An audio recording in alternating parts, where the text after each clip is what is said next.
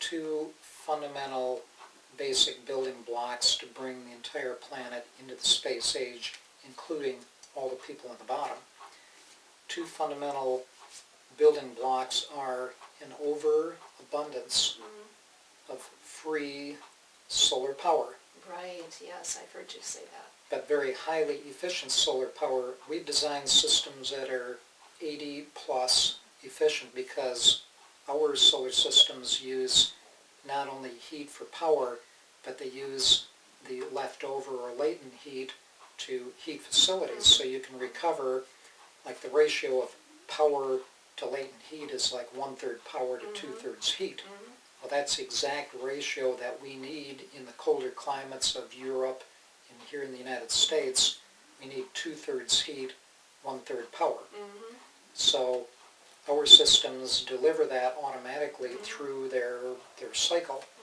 So we have the capability as a planet to produce an enormous overabundance of electrical power and heat through collected and concentrated solar energy. And you're talking about solar thermal or solar heat power Combined versus heat and power. solar light power on a photovoltaic or PV panel type approach, which wastes heat.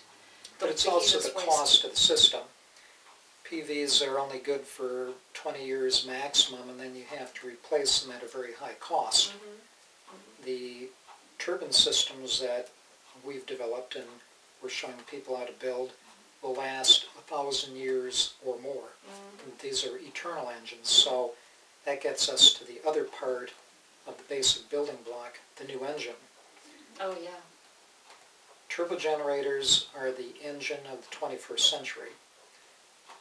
They have to replace these piston engines that everybody uses today in order to instantaneously roll back, or at least put a stop to climate change because of global warming, the burning off of our oxygen, which leads to childhood cancer and people's heart disease and all that.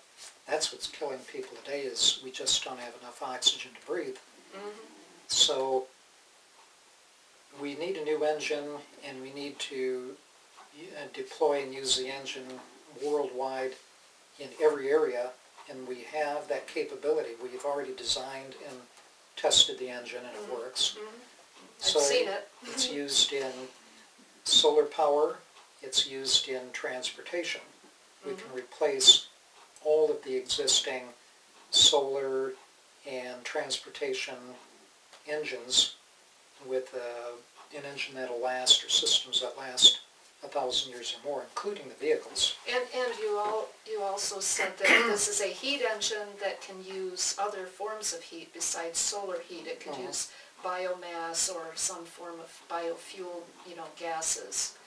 So it has a number of different applications and energy sources to power it. It's like we say, we're promoting a balanced approach to energy and power that we call sun, wind, and fire strategy.